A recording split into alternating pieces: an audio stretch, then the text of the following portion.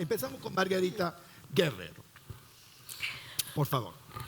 Bueno, buenos días a todos y todas. Para nosotras como Instituto de la Juventud es un placer participar de este espacio justo por las cuestiones que se ponían sobre la mesa. Creemos que es fundamental un diálogo intergeneracional y afrontar el desafío de derribar etiquetas. Yo os voy a empezar preguntando si conocéis a Sexcel Software, Mediterranean Algae, Ticker Robotics o Free Shakes.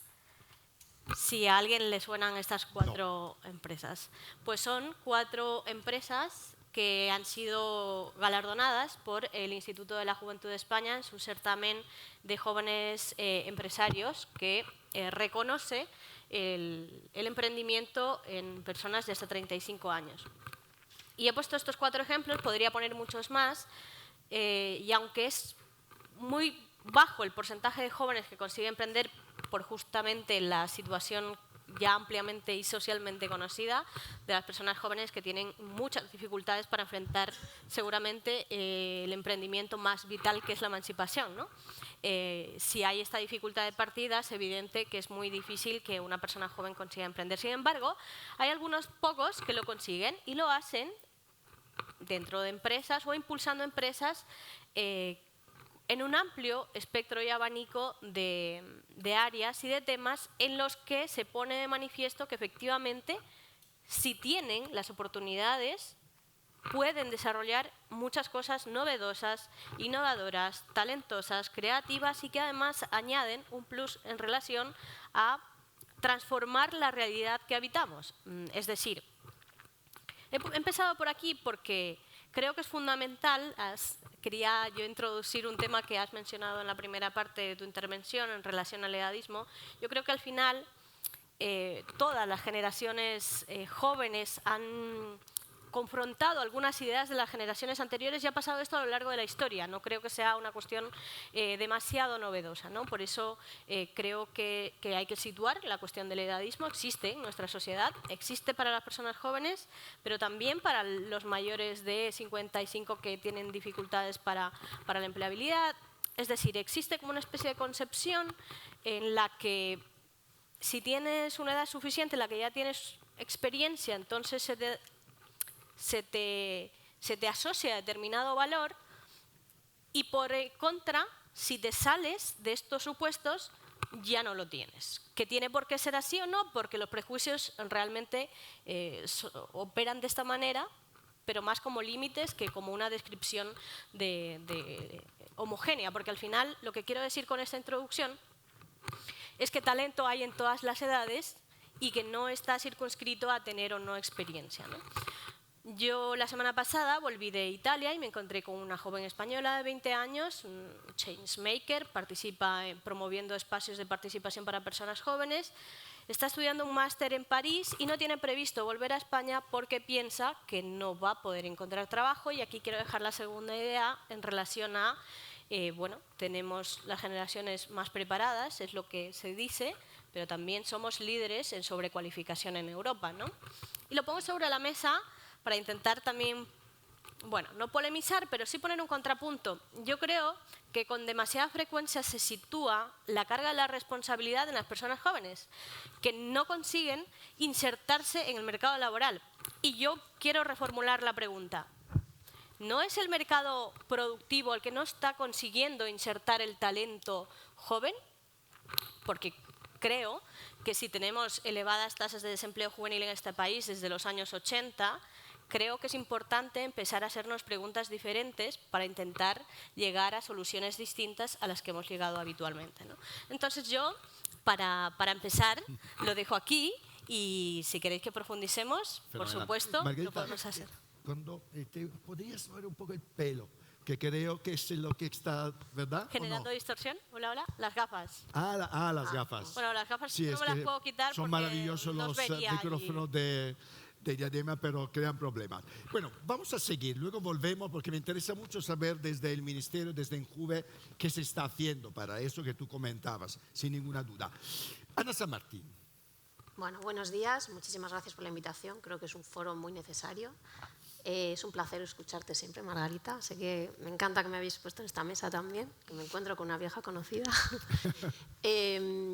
A ver, yo he traído algún dato porque no puedo huir de los datos, soy socióloga, pero voy a ser muy breve. A mí me parece siempre importante ubicar y contextualizar el debate porque, claro, uno de los retos, o sea, nos hablan de retos, desafíos, de generación, es que el principal reto al que nos encontramos hoy en día es que somos sociedades muy diversas en lo que todo cambia a enorme velocidad. Entonces, hablar de generación desde las ciencias sociales nos cuesta un poco, ¿no?, atribuir ciertos rasgos prototípicos, digamos, a todo un conjunto de personas que son muy diversas.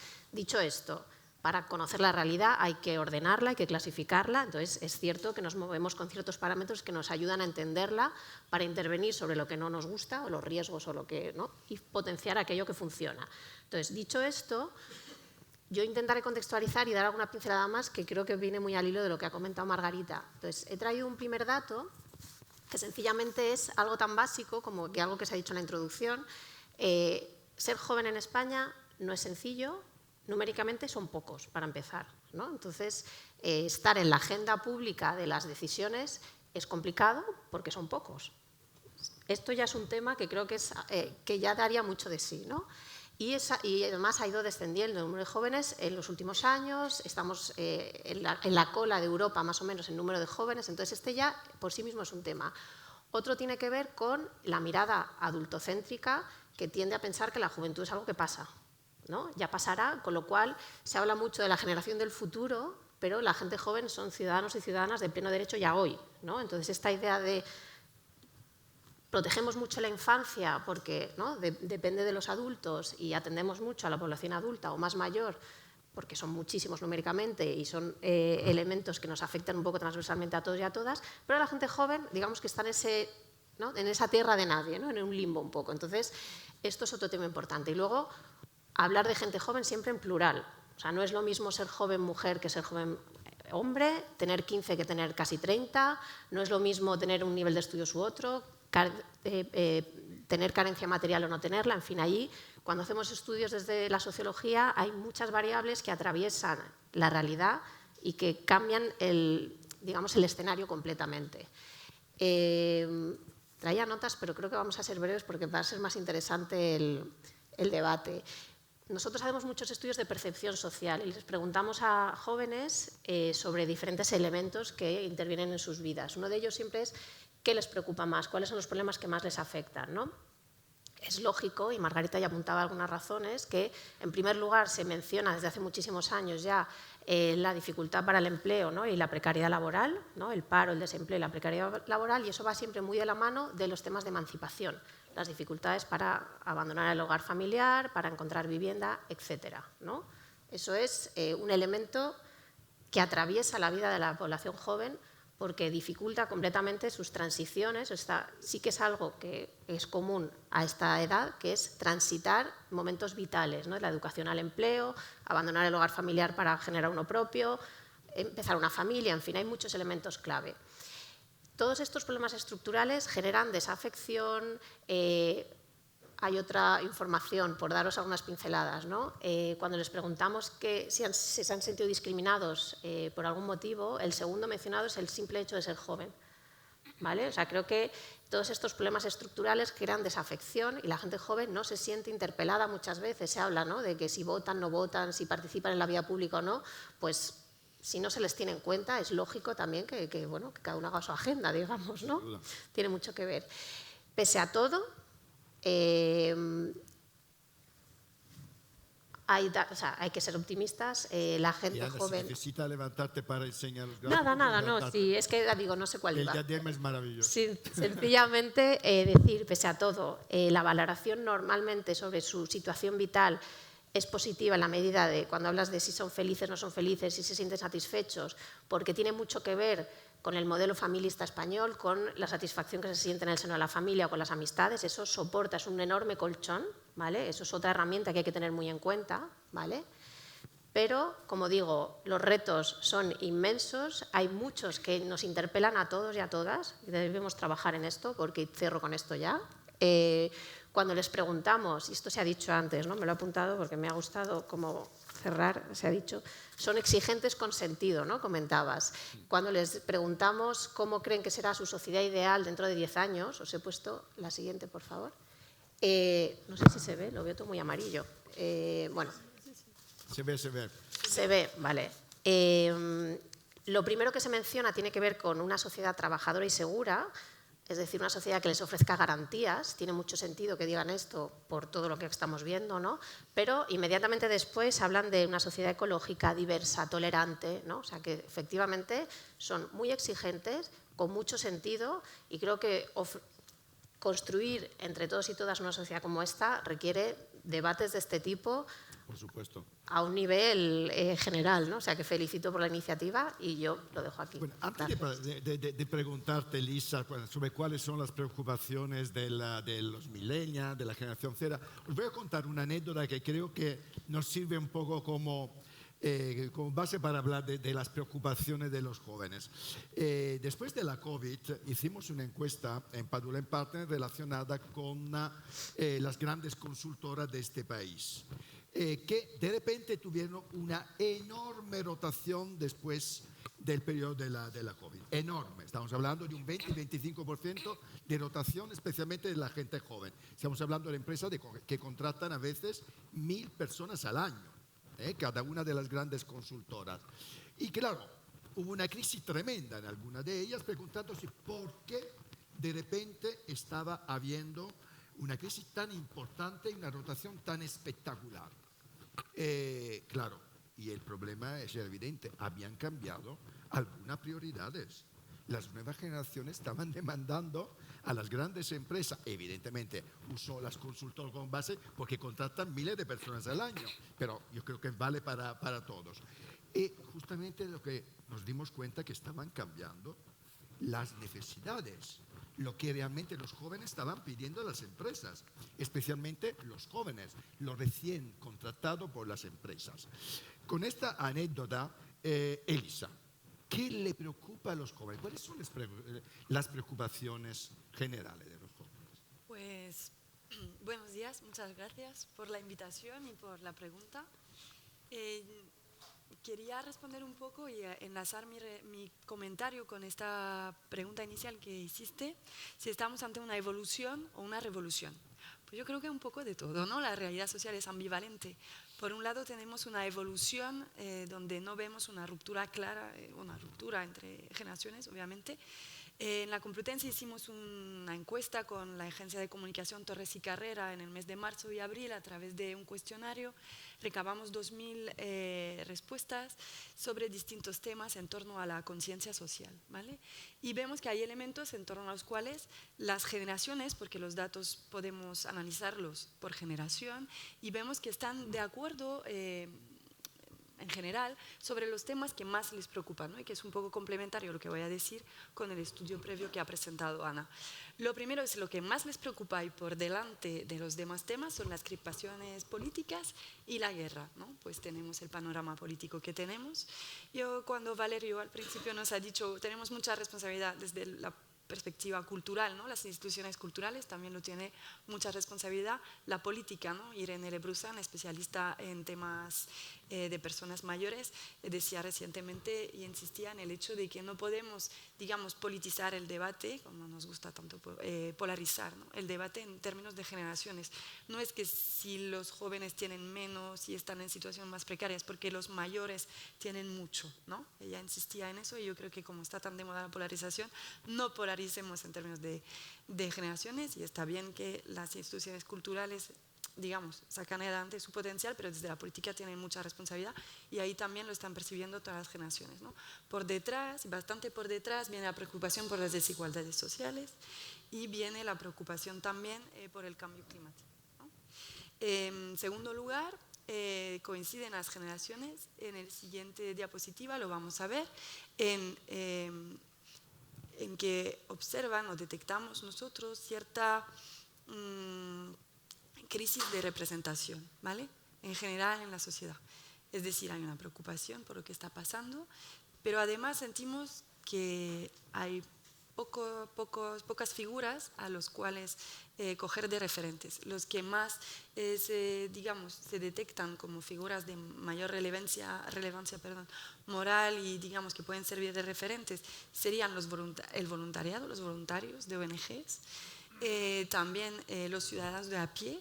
Es decir, también conecta con esta idea de la familia, de los vínculos comunitarios, que son los que al final han sacado ante las familias en la crisis de 2008 y la crisis sanitaria también del 2020. En tercer lugar, bueno, estoy contenta, son los profesores. Digo, bueno, que soy profesora de la universidad, no sé si son los profesores universitarios, pero bueno, ahí estamos. Ya, pero es que los que menos nota o menos menciones recaban son, fijaros, los políticos, los periodistas, los policías, los jueces, que son figuras importantes, ¿no?, en una sociedad. Si no podemos, o en general las generaciones están de acuerdo con que no podemos contar con ellos, ¿cómo resolvemos los problemas? Uno de los cuales es precisamente la crispación política. Siguiente diapositiva, me gustaría resaltar donde, digamos, se distinguen más las generaciones, y es en torno a estos 4 aspectos que voy a resumir. El primero es que en general todos están detectan que la sociedad española está preocupada por los problemas del mundo, pero los jóvenes detectan un poco menos de preocupación, ¿vale? Están un poco menos preocupados, digamos, socialmente, ¿no? También cuando se les pregunta si ellos mismos están preocupados por los problemas del mundo, cuando se ponen a pensar en ello, también ellos están un poco más despreocupados, ¿no? Están en su mayoría preocupados, pero un poco menos que los demás. Además es como cuanto más joven, más despreocupado, que también es lógico porque igual has atravesado menos problemas, no digo que no los tienen, pero bueno, cuando luego eres más mayor, tienes hijos, padres mayores, pues atraviesas otro tipo de circunstancias. El otro tema que vemos es que confían menos en la capacidad de la sociedad de distinguir el bien y el mal y de aplicar una perspectiva ética a la hora de resolver los problemas, y confían más en sí mismos. Quizá, bueno, pues es más seguridad, también, no sé si individualismo, pero bueno, más contar con uno mismo, quizá un poco de eso detectamos ahí. Y luego el último punto es que les preguntamos por su mala conciencia a todos los que respondieron, ¿no? Y sí se nota que, bueno, pues que entre la gente más joven expresan era un mayor grado de mala conciencia. Y yo creo que conecta con algunas ideas de mis compañeras, que es que se les responsabiliza a ellos de los problemas de la sociedad, como futuros líderes o futuros adultos o estas personas en proceso, ¿no? Que este adultocentrismo también se aplica a la infancia, ¿no? Los menores de 18 años. Entonces, yo creo que por su condición de joven también quieren vivir un poco más despreocupados, saben de los problemas del mundo, saben que se les responsabiliza un poco de ellos y se detecta ahí esta mayor mala conciencia porque, bueno, pues están en una edad donde tampoco tienen todas las herramientas para solucionarlo todo, se les hace responsable, de alguna manera quieren despreocuparse y hay mala conciencia. Y luego en el debate por serio añadiré algo. Gracias.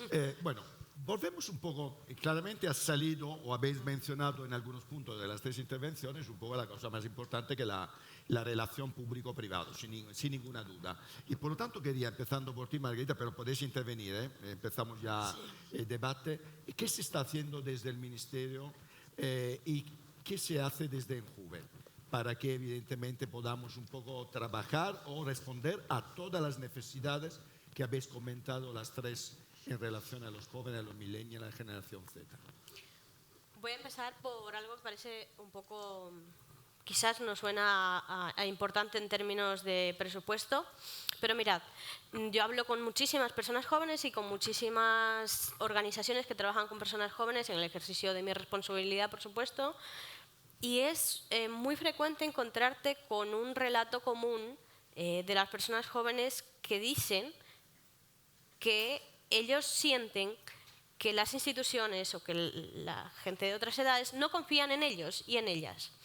Y esto, que es un intangible, es verdaderamente importante y luego se recoge, evidentemente, en los informes. Nosotros tenemos una de las partes más importantes del trabajo que hacemos es el estudio sociológico de la juventud, en el informe Juventud de España, que por cierto a finales de este año sale la nueva edición ya con los efectos de la pandemia y será muy interesante para analizar cómo ha afectado a las personas jóvenes. Y esto esta sensación que recogemos en el trabajo diario luego aparece en los informes de una manera clara, y es que las personas más jóvenes de pronto hay un quiebre de expectativas y ya no imaginan un horizonte donde tengan aseguradas, que esto ha salido también por parte de mis otras compañeras, pues sus necesidades básicas, y empiezan a tomar decisiones en relación a qué tipo de carreras pueden estudiar para irse fuera, cosa que a mí me parece realmente una tragedia en términos democráticos, en términos de país, porque si tienes a tus generaciones más jóvenes pensando en formarse para irse, bueno, vamos a perder una gran cantidad de talento, ¿no? Entonces, ¿qué hacemos? Además del estudio sociológico, por supuesto que es importante, creer en su talento y confiar en ellos. Yo empezaba en primera intervención hablando del certamen nacional de jóvenes emprendedores, que está desde el 2013, o sea que ya tiene más de una década, en la que se reconoce con 20.000 euros hasta 10 emprendedores, emprendedoras jóvenes que han impulsado en sectores de pues cierta innovación, creatividad, en definitiva, reconocer ese potencial. Y ya contamos con un background importante en relación a todo ese tejido que se ha ido generando y que se ha apoyado. Como hay otro tipo de líneas de apoyo y demás, pero voy a centrarme también en dos cuestiones que considero fundamental.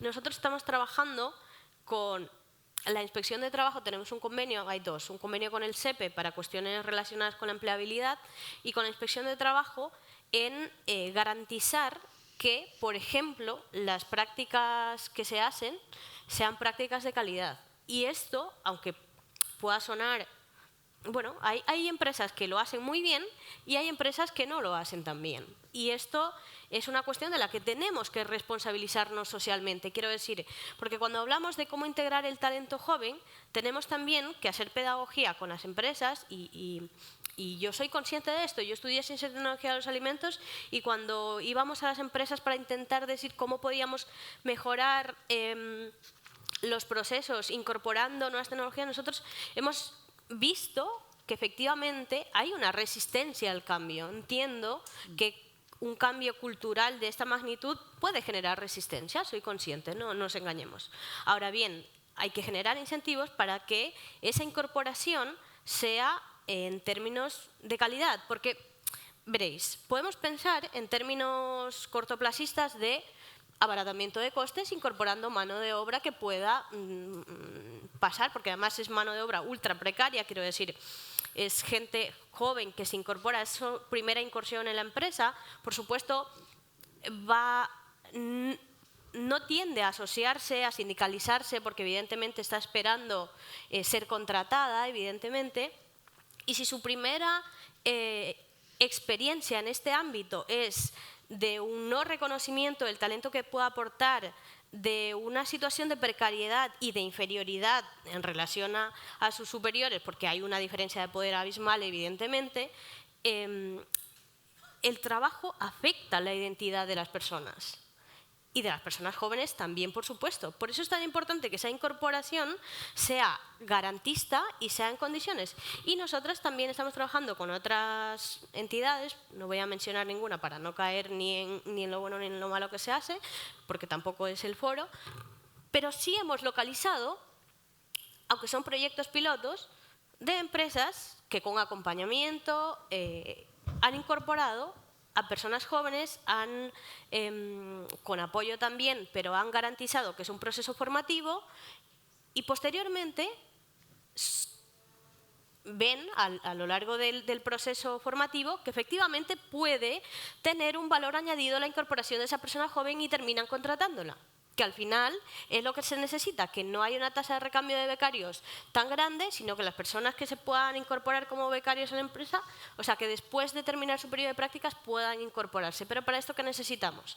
Que esto que salió en la primera ronda relacionada con la concepción social de que las personas jóvenes, hasta que no tengan no sé cuánto tiempo de experiencia, no pueden aportar, empiece a cambiar, acompañado de instrumentos como los que te he mencionado. Nosotros estamos trabajando en algunos de ellos, pero es verdad que necesitamos también esas alianzas intergeneracionales, porque corremos un riesgo muy grande, y salía aquí, como la precariedad juvenil está cronificada lamentablemente, el discurso de conflicto intergeneracional se alimenta con más frecuencia. Perdona si te interrumpo, pero me gustaría saber, vamos a ver, lo que tú estás comentando, en realidad también nosotros cuando éramos jóvenes, hace ya unos cuantos años, era un problema que teníamos. Yo también cuando entré en IBM, que tenía 23 años, como abogado quería ser el jefe del mundo mundial, ¿no? Y supongo que todos los que entramos en las empresas, pues todos nos gustaría ahí que nos hicieran más caso, que nos dieran más responsabilidades. ¿En qué ha cambiado esto en las nuevas generaciones? A nivel de meritocracia, a nivel de ambición, a nivel de valores, de base. ¿En qué ha cambiado? Si ha cambiado en algo. Porque aquí está, la pregunta era, ¿revolución o evolución? ¿Ha habido una revolución de valores o una evolución? ¿En qué estamos? En relación a cuando nosotros, por lo menos yo, era joven. A ver, es súper complicado responderte a esto Lo sé, en 2 minutos. La de las expertas. Pero es cierto que o sea, hay elementos que se repiten y que no todo es novedoso y no todo es de los jóvenes de hoy, obviamente. Pero estamos en un momento de ruptura del pacto social, el contrato social se ha roto, con lo cual la expectativa, el contrato implícito en que una persona se forma y luego la sociedad le ofrece un empleo y unas posibilidades de emancipación y de generar su propia vida, eso lleva años muy roto. O sea, eso no ocurría tanto. A mí no me ocurrió en esa medida. ¿Por qué se ha roto? Perdóname la pregunta que puede ser un poco banal. ¿Por qué se ha roto este pacto social? Porque si no hablamos de hechos, va a ser complicado que intentemos tener alguna solución. ¿Por qué se ha roto el pacto social? Bueno, tiene que ver con las condiciones del mercado de trabajo, tiene que ver con el sistema educativo, ¿no? Ha salido recientemente un estudio que habla de cómo cada vez está más polarizado. Entonces, hay empleos que cada vez son más técnicos, más especializados y hay cada vez más empleos que son de bajísima cualificación. Con lo cual, hay lo que era la clase media, que en España era bastante amplia, se ha ido estrechando. O sea, las crisis han ido mermando, digamos, y entonces tenemos dos polos y un sistema educativo que va a remolque un poco. O sea, las estructuras cambian muy despacio. La siguiente consideración. El sistema educativo, que claro, yo creo que muchos de los problemas que estáis hablando tiene que ver con que ha habido una evolución enorme en los últimos años, pero el sistema educativo a lo mejor es que no sea para nada, que no ha cambiado, no ha evolucionado al paso de la evolución que tenemos. ¿Qué opinas tú, Elisa? Yo sé que son temas muy complejos, pero hombre, por eso estamos aquí. Quiero aportar 2 claves para empezar.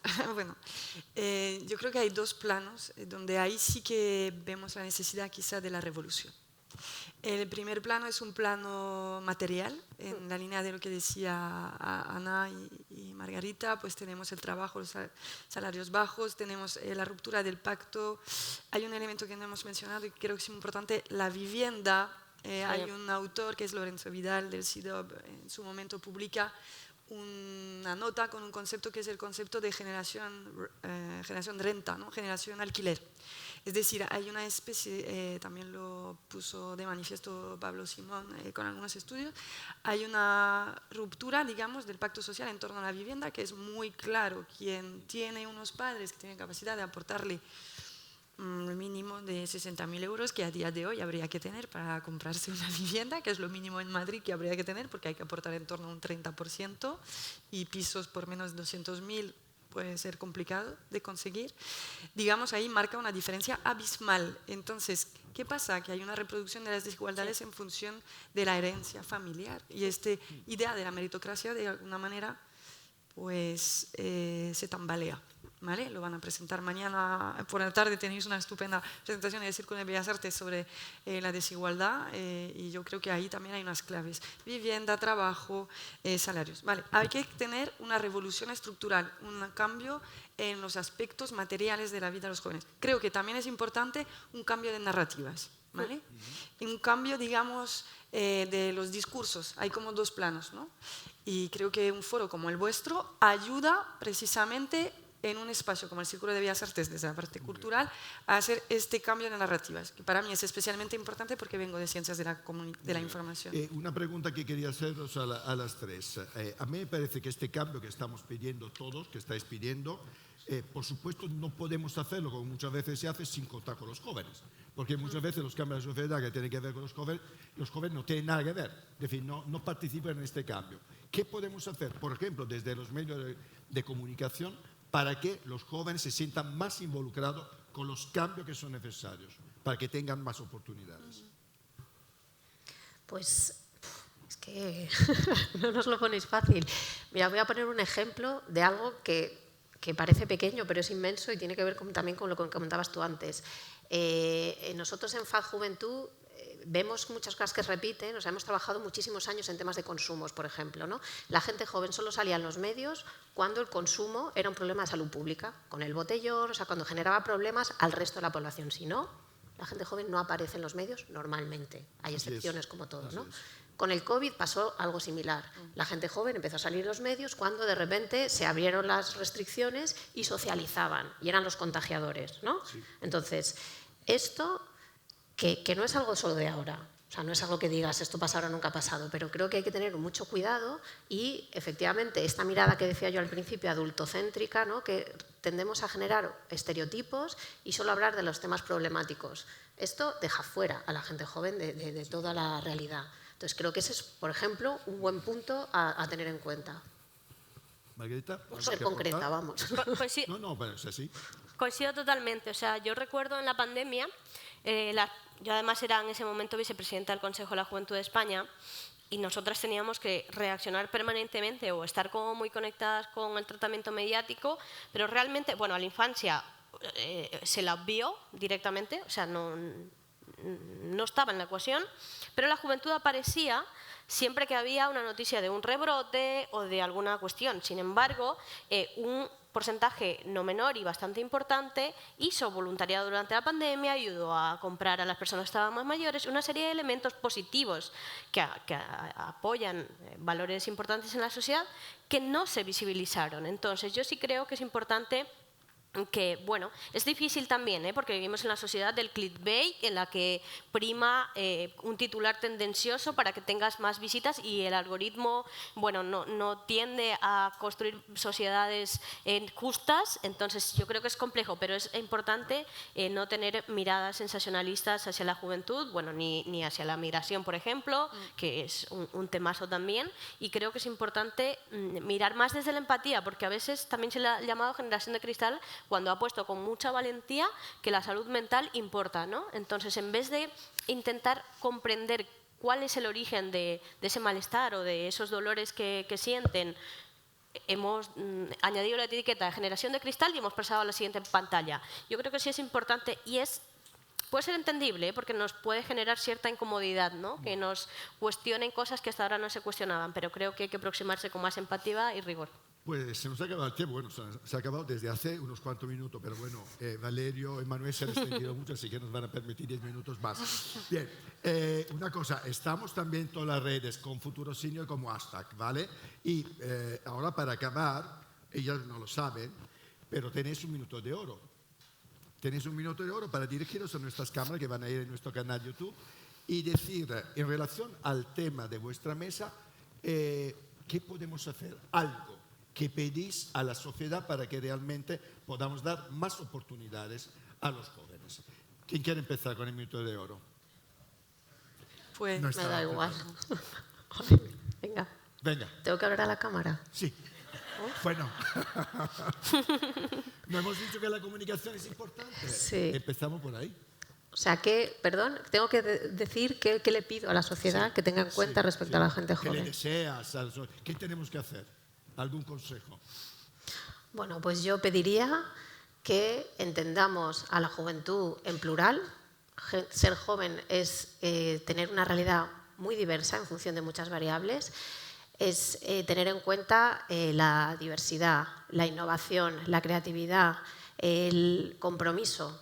Ser joven es estar comprometido con el medio ambiente, con el feminismo, con la diversidad social y cultural, y creo que tenemos mucho que aprender. Y el pacto intergeneracional es fundamental para encontrar soluciones comunes. Muchas gracias, fantástico. Margarita. Yo diría que solo con diálogo intergeneracional podremos afrontar los desafíos de época que vivimos y que las personas jóvenes con tanta valentía están situando de una forma nítida: crisis climática, salud mental, desigualdades. Creo que acercarnos a esa realidad desde la empatía, sin juzgar y sin etiquetas, es una manera de avanzar, y sobre todo entender que los problemas de las personas jóvenes no son solo de las personas jóvenes y que resolverlos es la única manera de construir sociedades más cohesionadas, más justas y socialmente más iguales. Muchas gracias. Elisa. Pues a mí me gustaría pedir primero que no se polarice el debate político en torno a las generaciones, no se enfrenten las generaciones por lo que unos y otros tienen o dejan de tener, y por otro lado que se actúe tanto a nivel material, por ejemplo, sobre todo poniendo frenos en el tema de la vivienda, esta desigualdad que estamos detectando que existe entre los que tienen vivienda en alquiler y los que tienen vivienda en propiedad, que muchas veces es una diferencia de edad y de quien tiene más o menos capital heredado por parte de sus padres. Y por otro lado, creo que eso es complementario de lo que puede ocurrir a nivel de las narrativas, y que desde los medios de comunicación, la publicidad, las empresas, también, digamos, se tenga especial cuidado en cambiar el discurso hacia la generación Z y la generación millennials para que este discurso sea positivo y no solamente se refleje las dificultades que ellos experimenten, para abrir el horizonte de posibilidades. Gracias. Pues muchísimas gracias a vosotras. Yo creo que hemos dado, creo, en el clavo con el hecho que si no involucramos a los jóvenes en toda esta revolución, no vamos a conseguir absolutamente nada, sino distanciarlo todavía más de las decisiones, por ejemplo, políticas. Muchísimas gracias. Gracias.